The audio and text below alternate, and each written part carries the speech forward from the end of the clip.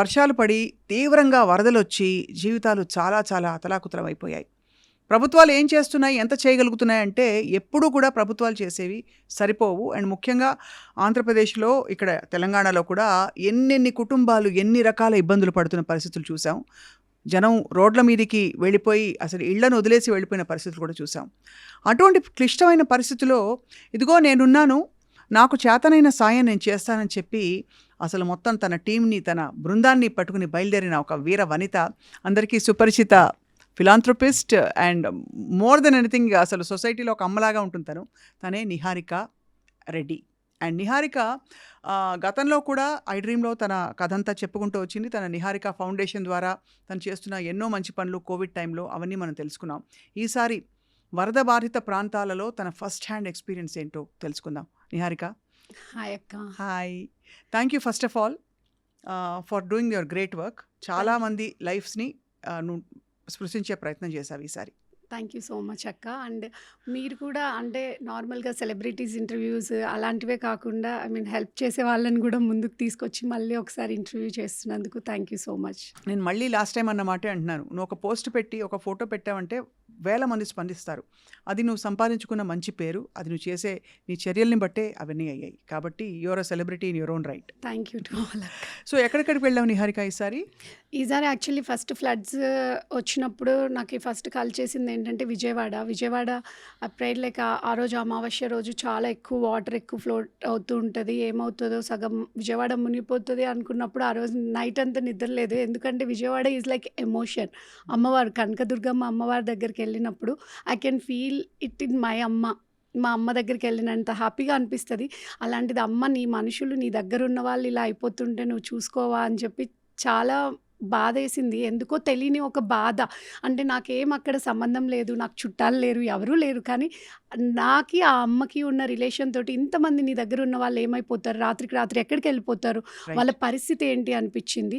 దాని తర్వాత చాలామంది పునరావాస కేంద్రాలు ఏర్పాటు చేశారని చాలామంది అక్కడ డొనేట్ చేస్తున్నారు అని తెలుసుకున్న తర్వాత అట్లీస్ట్ అమ్మవారు శాంతి ఇచ్చారు, కృష్ణమ్మ, అండ్ మళ్ళీ నార్మల్ డేస్ కోసం వాళ్ళు వెయిట్ చేస్తున్నారు అనుకున్నా. దాని తర్వాత తెలంగాణ విషయానికి వస్తే ఖమ్మం చాలా మునిగిపోయింది. చాలా వరకు ఎక్కడైతే వాగు వెళ్తూ ఉంటుందో దాని చుట్టూ ఉన్న ప్రాంతాలు చాలా సఫర్ అయ్యారు. అండ్ వాళ్ళ మొత్తం కొట్టేసింది. ఎందుకంటే విజయవాడ ఇంకా ఎంతవరకు ప్రాబ్లం అయిందన్నది తెలియలేదు. ఇంకా వాటర్ ఫ్లో అలా ఉండిపోయింది కొన్ని చోట్ల. ఇక్కడ ఏంటంటే వాటర్ వచ్చి వెళ్ళిపోయింది ఒకటే సెకండ్, సునామీ లాగా ఒకటే సారి కొట్టుకెళ్ళిపోయింది. సో అది చూసిన తర్వాత లైక్ నేను పుట్టింది రాయలసీమలో అయినా నాకు ఇంటర్మీడియట్ నుంచి నేను హైదరాబాద్లో ఉన్నా. మీ అందరికి తెలుసు కదా, నాకు లైఫ్ ఇచ్చింది హైదరాబాద్. అండ్ నేను ఫస్ట్ ఓటేసింది తెలంగాణ. సో ఫస్ట్ నాకు అమ్మ మీద ఎంత ప్రేమ ఉన్నా సరే ఆ అమ్మకి అక్కడ చాలామంది భక్తులు ఉన్నారు చేసేవాళ్ళు. ఖమ్మంకి వెళ్దాము, ఖమ్మం తర్వాత విజయవాడకి వెళ్దాం అనుకున్నా. ఖమ్మం వెళ్ళాను ఫస్ట్. రాముల వారి సన్నిధికి వెళ్ళావు. అండ్ మనం కోవిడ్ టైంలో కూడా భద్రాచలం అడవుల్లో ఆదివాసీ ప్రాంతాల్లో చాలామంది ఏజెన్సీల్లో అసలు ఏమీ లేని వాళ్ళకి చాలామందికి మనం గ్రాసరీస్, బట్టలు, శానిటరీ ప్యాడ్స్ అవన్నీ సప్లై చేశాము. సో ఆల్రెడీ దాంతో మనకు ఒక చిన్న పరిచయం ఉంది. దాని తర్వాత ఖమ్మంలో ఒక ఎన్జిఓ నడిపిస్తారు, శ్రీదేవి అని చెప్పి. ఆ అక్కకు కాల్ చేసి, అక్క మాకు ఇలా గ్రాసరీస్ అవన్నీ కావాలి, ఎందుకంటే ఇక్కడ నుంచి తీసుకురావడం అన్నది ఎక్స్పెన్సివ్ అవుతుంది. అదే ట్రావెలింగ్తో అక్కడ ఇంకో 10 మందికి మనం హెల్ప్ చేయొచ్చు అని చెప్పి అక్కకు చెప్తే అక్క వెంటనే ఖచ్చితంగా రా అని చెప్పి అక్క వాళ్ళ నెంబర్స్ అన్ని ఇచ్చింది, డీలర్స్ వాళ్ళందరితో కోఆర్డినేట్ అయ్యాము. అక్క నైట్ అన్ని ప్యాక్ చేపించారు, వెళ్ళాము. ఎవరెవరు వెళ్ళారు ఇక్కడ నుంచి? నేను, నా తమ్ముళ్ళు సాయి అని చెప్పి ఫోటోగ్రాఫర్ ఉంటాడు, ఈజ్ లైక్ మై బ్రదర్. వాడి ఫ్రెండ్స్ అందరూ, అండ్ నరేష్ మాచర్లా అని చెప్పి ఒక ఇన్ఫ్లుయెన్సర్ ఉంటారు. సో అతను కూడా జాయిన్ అయ్యారు, మేము వస్తామని చెప్పి. సో అందరు ఇట్లా ఒకరొకరు, అందరూ తమ్ముళ్ళే. వెళ్తున్నప్పుడు ఏమన్నా మరి దారి పొడవునా వర్షం పడిందా బాగా? అక్క మేము సూర్యాపేట ఎంటర్ అవ్వినప్పటి నుంచి మాకు వర్షం పడుతూనే ఉంది. ఖమ్మంకి వెళ్ళిన తర్వాత కొంచెం ఆగింది.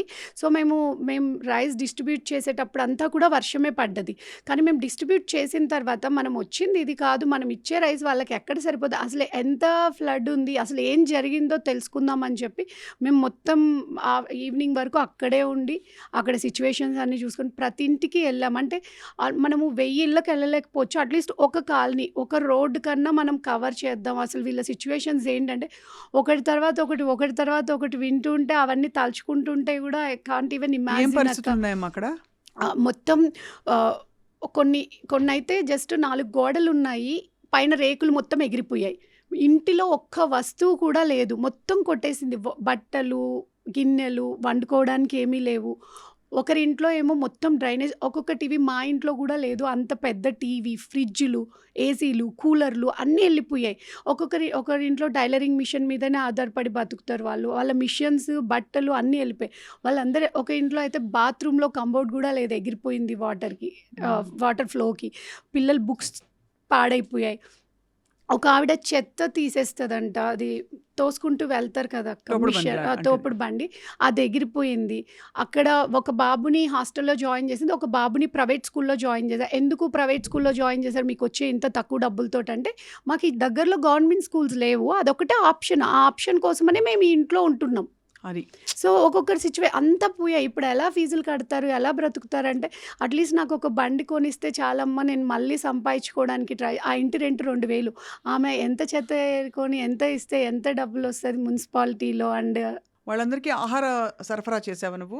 వాళ్ళందరికీ జస్ట్ మనం ఒక 200 పీపుల్‌కి నేనది చూసిన తర్వాత వెంటనే ఫస్ట్ నేనొక 100 పీపుల్‌కి డొనేట్ చేద్దాము అని చెప్పి మేము ఫేస్‌బుక్‌లో పోస్ట్ పెట్టాను. చాలామంది ముందుకొచ్చారు. చాలామంది అక్కలే. ఎక్కువ మంది నేనేం చేసినా అన్ని అక్కలు యూఎస్‌లో ఉన్నవాళ్ళు, యూకేలో, ఇండియాలో ఉన్నవాళ్ళు 80% ఉమెన్ నాకు సపోర్ట్‌గా ఉంటది. మెన్ గూడా ఉంటారు. బట్ స్టిల్ నాకు ఈ ఉమెన్ వచ్చి ముందుకు సపోర్ట్ చేసినప్పుడు చాలా హ్యాపీగా అనిపిస్తది. అంటే కాజ్ అంటే మనసు కరిగేది ఫస్ట్ ఉమెన్‌కే. అది ఇంకొకసారి నిరూపితమైంది. సో, ఉమెన్స్ చాలామంది సపోర్ట్ చేశారు. దాని తర్వాత అది పెరిగింది. 200 వరకు మేము ఫ్యామిలీస్ వరకు గ్రాసరీస్ సపోర్ట్ చేసాం. So, grocery stuff support. ఎన్ని రోజులు సరిపడా గ్రాసరీస్? ఒక 2, 3 రోజులు వచ్చేలాగా? లే అక్క. ఒక 10 డేస్, 15 డేస్ వరకు కావాల్సిన వచ్చేలాగా అన్నం, పప్పు, అదే అన్నం, బియ్యం, పప్పు, పప్పు. బియ్యం, పప్పు, ఆయిల్, చింతపండు. యాజ్ ఎ మదర్ మనకి ఇంపార్టెంట్ ఇవి ఉంటే చాలు అనుకున్నవి మాత్రమే తీసుకెళ్ళి ఇచ్చాము. ఎలా ఉన్నాయి బట్ మా ఇళ్లలో మరి? అంటే ఆల్మోస్ట్ కొట్టుకుపోయి వాళ్ళ ఇళ్లలో వాళ్ళు ఉండలేని పరిస్థితులు కూడా లేరక్క. ఉండుంటాయి. వాళ్ళెవరు వాళ్ళ ఇళ్ళల్లో లేరు. వాళ్ళందరూ గూడా కొన్ని స్కూల్స్‌లో, కొంతమంది ముందుకున్న ఇండ్లల్లో, కొన్ని పార్టీ ఆఫీసులల్లో అలా పడుకుంటూ ఉన్నారని చెప్పారు. అండ్ వాళ్ళకి స్నానం లేదు, బట్టలు లేరు, వాళ్ళకి వాష్‌రూమ్స్‌కెళ్ళడానికి లేదు, వాటర్ అసలు లేదు. వాటర్ మొత్తం డ్రైనేజ్. మేము నడుస్తూ ఉంటే డ్రైనేజ్‌లో కాళ్ళు దిగిపోతున్నాయి. ఎక్కడ డ్రైనేజ్ ఉంది, ఎక్కడ పూపు ఉంది, ఎక్కడ వాటర్, ఎక్కడ అంతా చాలా వియర్డ్‌గా అంటే నడవడానికే చాలా కష్టంగా. అలాంటిది వాళ్ళ ఇల్లు అక్కడున్నాయి. అండ్ చాలా వాళ్ళ ఇంట్లోకి కూడా డ్రైనేజ్ వచ్చేసింది. ఫ్లడ్ కదక్క. వాటర్ మొత్తం పైకి ఇంత ఎత్తులో వచ్చినప్పుడు మొత్తం ఉండిపోయింది. బుడద, మట్టి అంతా. సో, ఈ నీరంతా ఎక్కడి నుంచి కొట్టుకొచ్చింది? అంటే వర్షపు నీరే ఇలా వర్షపు కొట్టుకొచ్చిందా? నీరు కాదు. దాని పక్కన ఒక వాగు ఉంది. ఆ వాగులో వాగులో నుంచి నీళ్ళన్నీ ఇలాగా వచ్చేసాయి. పైకొచ్చేసి కామ్ అయిపోయింది. సో, నేను అడిగాను, మరి ఇక్కడ ఎందుకు మీరు ఇల్లు తీసుకున్నారంటే, అది గవర్నమెంటే మాకిచ్చిన పట్టా భూములు. మేము ఎక్కడికెళ్ళాలి అని అడుగుతున్నారు. నేను ఇప్పుడు ఇంత ఫ్లడ్ వచ్చింది మీరు వెళ్ళిపోవచ్చు కదా అంటే, మేము ఎక్కడికెళ్ళాలి? మా పట్టా భూములు మేము ఇక్కడే ఉంటాం. మేము 30 ఏళ్ల నుంచి ఉన్నాం. మాకెప్పుడు ఏది అవ్వలేదు. ఇప్పుడు ఆల్ ఆఫ్ సడన్ మేము ఎక్కడికెళ్తాం? ఎలా బ్రతుకుతాం? ఇప్పుడు మరి అలా ఎలా ఉంటారంటే జస్ట్ ఏవన్నా కవర్ చేసుకుంటాము. ఉన్న దాంట్లో ఇప్పుడు అందరు ముందుకొచ్చి మళ్ళీ మాకు కొంచెం హెల్ప్ చేస్తే మేము మళ్ళీ బ్రతుకుతాం. ఒకరు హెల్ప్ చేయడం కాదక్క. అంటే వాళ్ళు 20, 30 ఏళ్ల కష్టం అది. ఇప్పుడు మనము ఏదో 10 రోజులకో, నెల రోజులకో, సంవత్సరానికి నువ్వు రైస్ ఇచ్చినంత మాత్రాన వాళ్ళు బ్రతకలేరు కదక్క. వాళ్ళ ఇంట్లో నీడ్స్ అన్ని మనం ఏం కొనియలేం కదా. అన్నీ వాళ్ళ of course. టీవీలు, వాళ్ళ బెడ్స్, వాళ్ళ టీవీ, వాళ్ళ బట్టలు కూడా పోయాయి. వాళ్ళ బంగారం, కొంతమంది దాచుకున్న డబ్బులు రాత్రికి రాత్రి వర్షం ఎక్కువైనప్పుడు పరిగెత్తుకుంటూ బయటకొచ్చేసారు. ఆ టైంలో ప్రాణాలు ఇంపార్టెంట్ గానీ బంగారం, డబ్బులు తెచ్చుకుందామని ఎవరు అనుకోరు కదా. అవన్నీ పోయాయి. అవన్నీ వెళ్ళిపోయాయి. అసలు చా ఏమీ లేవక్క. నేను మీకు కొన్ని విజువల్స్ పంపించాను కదా, మీరు చూడండి. అసలు దాంట్లో ఏమీ లేవు. అసలు ఇల్లు ఉన్న సంగతి కూడా తెలియట్లేదు కొన్ని ప్లేసెస్‌లో అయితే. చాలా దారుణం అమ్మా. నువ్వు సాహసించి మరి అక్కడికే వెళ్ళాలనే ఆలోచన నీకెలా వచ్చింది? ఆ పర్టిక్యులర్ స్పాట్‌కెళ్ళాలని. అంటే నువ్వు కనుక్కున్నావా? ఏ ఊళ్ళో ఎలా కొట్టుకుపోయాయి ఏంటని? ఎక్కువ ఆ ఏరియా చాలా ఎఫెక్ట్ అయిందని చెప్పారు. సో, నేను అనుకున్నా మనం 1000 మందికి అవసరం ఉందని చెప్పింది ఆ అక్క. 1000 మందికి నేను చేయలేకపోవచ్చు నాకున్న చిన్న సర్కిల్‌లో. సో, అట్‌లీస్ట్ మనం ఒక 100 మందికి చేద్దాం అనుకున్నా. బట్ 200 మెంబర్స్‌కి మేము సపోర్ట్ చేయగలిగారు. చేసాము. అండ్ ఇప్పుడు మా దగ్గర 70 మెంబర్స్ లిస్ట్ ఉంది. మేము 70 మెంబర్స్ ఇళ్ళకెళ్ళి వాళ్ళ నీడ్స్ ఏంటి అంటే, ఒకరికేమో టైలరింగ్ మిషన్ కొనిస్తే మిషన్ వెళ్ళిపోయింది. వాళ్ళు బ్రతుక్కుంటారు. ఒక ఆవిడేమో ప్రింటింగ్ జిరాక్స్ మిషన్ మీద సింగిల్ పేరెంట్. ఎక్కువ మంది సింగిల్ లేడీసే ఉన్నారక్క. హస్బెండ్ వదిలేసిన వాళ్ళు, హస్బెండ్ చనిపోయిన వాళ్ళు.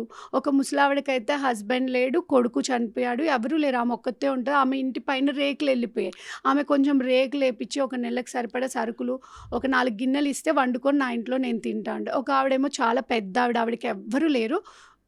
సిలిండర్ ఉంది, గ్యాస్ స్టవ్ వెళ్ళిపోయింది, గిన్నెలు కూడా లేవు. ఒక గ్యాస్ స్టవ్, కొన్ని గిన్నెలు, చిన్న చిన్న వాళ్ళేమి అన్నీ అవసరాలు. అడగట్లేదక్క పాపం. వాళ్ళ పేర్లన్నీ రాసుకొని రెడీగా వాళ్ళ ఉండండి. పేర్లన్నీ మేము నోట్ చేసుకున్నాము. వాళ్ళ వీడియోస్ తీసుకున్నాము. వాళ్ళ సిట్యుయేషన్స్ ఏంటి, నెక్స్ట్ వాళ్ళ కోసం మనం ఏం చేయాలి అని చెప్పి కొంతమందికి మిషన్స్, కొంతమంది పిండి వంటలు చేసుకునే వాళ్ళు వాళ్ళకి గిన్నెలు వెళ్ళిపోయాయి. ఆ గిన్నెలు కొన్ని ఇస్తే కడాయిలు ఉంటాయి కదక్క, వంటలు కొంతమంది టీ అమ్మేవాళ్ళు ఫ్లాస్క్లు ఎగిరిపోయాయి. అసలు సో ఎక్కడ చెప్తాం? ఫ్లాస్క్లు ఇవి చెప్పలేని సమస్యలు. ఏ గవర్నమెంట్ మెషినరీ వచ్చి కూడా సాల్వ్ ఇప్పుడు చేయలేని గవర్నమెంట్ సమస్యలు. వాళ్ళు 10,000 ఇస్తామని చెప్పారంటక్క ప్రతి ఇంటికి. 10,000తో ఏమొస్తదక్క? ఒక్కసారి నార్మల్‌గా అంటారు గవర్నమెంట్ వాళ్ళున్నారు గదా! వాళ్ళున్నారు గదా! వాళ్ళ ఇంటి ముందు డ్రైనేజ్ క్లీన్ చేసుకోవడానికే సరిపోదు. అండ్ గవర్నమెంట్ గూడా అంతకు మించి ఎక్కువ మంది కదక్క. నాకే 50 మంది కనపడుతున్నారు. గవర్నమెంట్‌కి 50,00,000 మందుంటారు.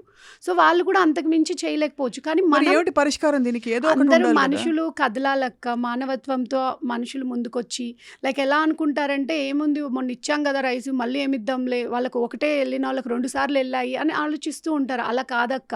వాళ్ళు 10 సార్లు తీసుకున్నా తప్పేం లేదనిపిస్తది. ఎందుకంటే వాళ్ళు అన్నీ పోగొట్టుకున్నారు. వాళ్ళు అన్నీ పోగొట్టుకొని నిలబడ్డారు. సో, చాలా కరెక్ట్‌గా అట్‌లీస్ట్ చెప్పారు. నేను చెప్పేదేంటంటే మనం టీవీలు, ఫ్రిడ్జ్‌లు, బెడ్లు వాళ్ళ లగ్జరియస్ థింగ్స్ కొనిచ్చకపోవచ్చు. అట్‌లీస్ట్ వాళ్ళు మళ్ళీ వాళ్ళ లైవ్లీహుడ్ కోసం, వాళ్ళ బ్రతుకు వాళ్ళ బండి బ్రతుకు తెరువు నడవడానికి. కోసం ఒక 2 నెలలు మంచి గ్రాసరీస్ అన్నీ కొనిచ్చేసామనుకో అక్క, వాళ్ళు మళ్ళీ బయటకి వెతుక్కోకుండా మళ్ళీ వాళ్ళు బట్టలు కుట్టుకుంటూ వాళ్ళు బ్రతుక్కుంటారు. సో, ఇదంతా నువ్వు నిహారిక ఫౌండేషన్ ద్వారా చేస్తున్నావు. తప్పకుండా ఐ థింక్ చూసేవాళ్ళు సహృదయులు చాలామంది ఉంటారు నిహారిక. నీ ఫౌండేషన్‌కి డైరెక్ట్‌గా వాళ్ళు నిన్ను కాంటాక్ట్ చేసి, ఎప్పుడు నువ్వు ఆల్రెడీ సుపరిచితురాలివి. అంటే ఈ ఏరియాలో మంచి పనులు చేయడం అంటే తప్పకుండా నీ పేరు అందరికీ గుర్తొస్తుంది. మన తెలుగు వాళ్ళందరికీ especially digital media, social media చూసే వాళ్ళందరికీ తెలుసు నువ్వు. అందుకనే నేను ఎందుకు మనల్ని నమ్మాలి అనుకోవడానికి కూడా నేను ఖచ్చితంగా వాళ్ళ ప్లేసెస్‌కెళ్ళాను. వాళ్ళ గురించి తెలుసుకున్నాను. వాళ్ళ వీడియో బైట్స్ తీసుకున్నాను. వాళ్ళ కష్టం వాళ్ళవన్నీ వీడియో తీశాను కాబట్టే నేను అంటే ఇదిగో ఇది నీడ్ ఉంది అని అంటే ఏదో ఫోన్‌లో మాట్లాడో ఎవరో చెప్తేనే లేదు. నేనెళ్ళి చూశాను. అదే మీకు చెప్తున్నా. సో, అన్నిటికంటే చాలా నీ గుండె తరుక్కుపోయిన ఉదంతం ఏంటమ్మా అక్కడ? అక్క చాలా ఉన్నాయక్క. ఒక ఆవిడైతే గట్టిగా పట్టేసుకొని, "మేము చాలా మర్యాదగా బ్రతికిన వాళ్ళం మేడం. మేము ఇన్ని రోజుల్లో ఏ రోజు బయటకి రాలేదు. ఈరోజు ఇలా అన్నం కోసం బయటకెళ్ళి నా పిల్లల కోసం నేను నిలబడ్డా ఇది అన్నది చాలా అంటే మిడిల్ క్లాస్ ఫ్యామిలీస్. నేను గూడా మిడిల్ క్లాస్ ఫ్యామిలీ. ఇప్పుడు మనమందరం ఎలా ఆలోచిస్తామంటే మన పరువు పోకూడదు. మనం ఎవరి దగ్గర మన ఇంట్లో పస్తు పడుకున్నా పర్వాలేదు గానీ బయటకెళ్ళొద్దని ఆలోచిస్తాం కదా! సో, అలా చాలామందున్నారు. ఆవిడ ఏడవడం మాత్రం నిజంగా చాలా కష్టం అనిపిచ్చింది. అలానే మాతో పాటు ఒక ఆవిడ మొత్తం చూపిచ్చారక్క మాకు. అన్ని ఇల్లు చూపిచ్చారు. మాతో పాటు తిరిగారు. ఫైనల్‌గా వాళ్ళ ఇంటికొచ్చేసరికి మాకు మాటలు లేవు. అసలు ఆవిడ ఇంత ధైర్యంగా ఎలా వచ్చారు ఇన్నింటికి? ఆవిడ మొత్తం ఇల్లంతట వాళ్ళ బైకు, టీవీలు, ఫ్రిడ్జులు వాళ్ళ అమ్మగారు ఎలా ఏడుస్తున్నారంటే మొత్తం వాసన డ్రైనేజ్ మొత్తం పొంగిపోయింది వాళ్ళ ఇంట్లో. పిల్లల కోసం అక్కడ చదివించుకుంటూ ఉంటున్నారు. మరి ఇల్లు ఖాళీ చేసి వెళ్ళిపోవచ్చు కదా! మీది రెంటిల్లు కదా! అంటే పిల్లల స్కూల్ ఉంది. అయినా రెంటిల్లు అయితే మళ్ళీ వాళ్ళకి ఖాళీ చేసి ఎలా ఇచ్చేసి వెళ్ళిపోతాం. ఇది గలీజ్ ఉంది కదా! అంతా క్లీన్ చేద్దామని క్లీన్ చేస్తున్నారంట. క్లీన్ చేసి ఇద్దామని చెప్పి. మొత్తం వెళ్ళిపోయిందక్క. అసలు ఏమీ లేదు ఇంట్లో మట్టి తప్ప. అసలు నమ్మడానికి కూడా అంటే కళ్ళకి ఆ దృశ్యాలు చూపిస్తే గానీ అర్థం కాదు ఈ తీవ్రత. ఇది చాలా ప్రకృతి నిజంగా విలయతాండవం చేయడం. ప్రకృతి అంటే నిజంగానే నువ్వు అన్నట్టు అమ్మవారిని చాలామంది నమ్ముతారు.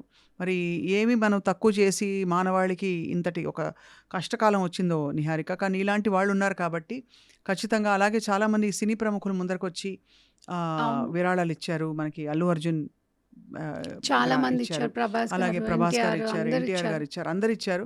కానీ సామాన్యులు మనలాంటి వాళ్ళు కూడా కథలు రావాలి. సో, నా వైపు నుంచి నేను వ్యక్తిగతంగా నీకిస్తాను నిహారిక నీ ఫౌండేషన్‌కి. అలాగే మా సంస్థ తరఫున కూడా వాటెవర్ వీ కెన్ డూ మేము సేకరించి ఈ మెసేజ్‌ని అందరికీ ఇచ్చి చేస్తాం. సో, ఫైనల్‌గా ఏం చెప్పదలుచుకున్నావు ఈరోజు ఐ డ్రీమ్ ప్రేక్షకులకి? అక్క నేను ఒకటే నమ్ముతానక్క. వాళ్ళు కూడా మనలాంటి హ్మ్. మనుషులే. వాళ్ళ స్థితి నేను ఈరోజు ఒక పోస్ట్ చేశాను. లైక్ కొంతమంది ఏమంటారంటే మా దగ్గర బట్టలున్నాయి. కొంతమంది మా దగ్గర ఇవి ఉన్నాయి. మనం ఏదో వాడి వదిలేసిన ఇవ్వద్దనట్లేదు. కానీ వాడి వదిలేసినవి చినిగిపోయినవో ఇంకొకరికి ఎప్పుడు హెల్ప్ చేయొద్దక్క. మన కోసం మనం దేవుడికి ఎలా అయితే చూస్తామో మీరు మా ఇంటికి గెస్ట్‌గా వచ్చారంటే నేను స్వప్నకొచ్చారు ఇదిగో అంటే ఉన్నవి లేనివి అన్నీ తీసిపెట్టి మీకు చాలా ప్రేమగా పాంపర్‌గా చేసి చాలా ప్రేమతో పెడతాం. మనం ఎవరికన్నా సర్వీస్ చేసేటప్పుడు గూడా ఇప్పుడు ఒక మిషన్ కాస్ట్ 10,000 రూపీస్ అనుకో అక్క. మార్కెట్‌లో 5,000 ఉంటాయి. ఎందుకు అది కొనిచ్చేయొచ్చు కదా! అని అడుగుతారు చాలా ఈజీగా. అవును. మనం ఏదన్నా ఇచ్చేటప్పుడు మనం 100% బెస్ట్ ఇవ్వకపోయినా పర్వాలేదు. అట్‌లీస్ట్ 50-70% అంటే వాళ్ళు అది చూసిన తర్వాత పోయింది నాకు ఒకటొచ్చింది అంటే ఒక ఒక సాడ్‌నెస్ ముందు ఆ హ్యాపీనెస్‌ని గూడా మనం ఇలా తీసుకురావాలక్క. అది కూడా పరిగణనలో తీసుకోవాలి ఖచ్చితంగా. మనం ఏదైనా చేసేది పర్ఫెక్ట్‌గా చేయాలి. మంచిగా ఇవ్వాలి. నాసిరకం బియ్యం ఇచ్చేది. నాసిరకం అన్నం పెట్టేయొచ్చు కదా! బియ్యం ఎందుకు అంత కాస్ట్? మనం తింటామా? తినం. మనం తినేది, మనం చేసేది, మనం కట్టుకునేదే ఇంకొకరికి హెల్ప్ చేయాలంటే చెయ్యాలి. లేకపోతే చెయ్యకున్నా పర్వాలేదు. 100 మందికి చేసేది ఒకడికే చెయ్యి. 100 మందికి చేశామన్న పేరు కోసం అలాంటి ఇది చెయ్యొద్దు. అండ్ వాళ్ళు కూడా మనలాగా పుట్టిన వాళ్ళే. మీరైనా, మనమైనా అందరము దేవుడి నుంచి వచ్చామో ఎక్కడికెళ్తామో తెలీదు. ఎక్కడి నుంచి పుట్టామో తెలీదు. వాళ్ళు అంతే. కాకపోతే ఒక్కొక్కరి కర్మానుసారం వాళ్ళు అలా పుట్టారు. మనం ఇలా ఉన్నాము అంటే దానికి కొమ్ములు పెట్టేసుకోవద్దు. ఎవరి సిట్యుయేషన్ ఎలా అవుతదో ఇప్పుడు ఫ్లడ్స్ చూస్తే తెలుస్తది. కొన్ని వేల కోట్లు ఉన్నవాడు కూడా మునిగిపోయి అన్నం కోసం నిలబడుకున్న సిట్యుయేషన్స్ ఉన్నాయి బయట. అవును. వాళ్ళందరినీ చూసి మనం కూడా నేర్చుకొని నథింగ్ ఈజ్ పర్మనెంట్. ఈ సెకండ్‌లో నేను బ్రతికి బయట వరకు పోతానో లేదో కూడా గ్యారంటీ లేని జీవితం. ఉన్నన్ని రోజులు మంచిగా వీలైనంత మంచిగా బ్రతుకుతూ ఎవరిని హర్ట్ చేయకుండా బ్రతికితే చాలక్క. హెల్ప్ చాలా గొప్ప చేయకపోయినా మాట. పర్వాలేదు. వాళ్ళ మీద రాళ్ళు లేకుండా బ్రతికితే చాలు. రమణ మహర్షి అలా నీ ఆత్మని, నీ మనసుని తాకి నువ్వు ఎంత మంచి మాటలు మాట్లాడుతున్నావో 10 మందికి తప్పకుండా నీ మెసేజ్ చేరుతుంది నిహారిక. అండ్ సో ఎవరైనా హెల్ప్ చేయాలి అనుకుంటే నిహారిక ఫౌండేషన్ 9701821089 నెంబర్‌కి వాట్సాప్ చేస్తే నేను ప్రతీదీ కూడా వాట్సాప్‌కి వెంటనే గూగుల్ పే లేదంటారు. గూగుల్ పే ఉండదండి. మీరు నాకు ఎవరు డబ్బులు ఇచ్చారో నాకు తెలియాలి. నేను మీ డబ్బులు ఏం చేశానో మళ్ళీ మేము చేసిన తర్వాత పర్సనల్‌గా మెసేజ్ చేయడం కూడా జరుగుతది. Wonderful work. నడుం బిగించి చేసేవాళ్లే కరువైపోతున్న ఈ రోజుల్లో నువ్వు చిన్న పిల్లల్ని పెట్టుకుని ఇంట్లో మీ వారు అంత బిజీ ప్రొఫెషన్లో ఉండగా నీ పనులు చేస్తూ వాళ్ళని సక్రమంగా పెంచుతూ మంచి వాల్యూస్ ఇన్కల్కేట్ చేస్తున్నావు నిహారిక. గుడ్ లక్ అండ్ తప్పకుండా నీ ఉద్యమంలో మేము సైతం నీతో. థ్యాంక్ యూ సో మచ్ అక్క. నమస్తే. Thank you.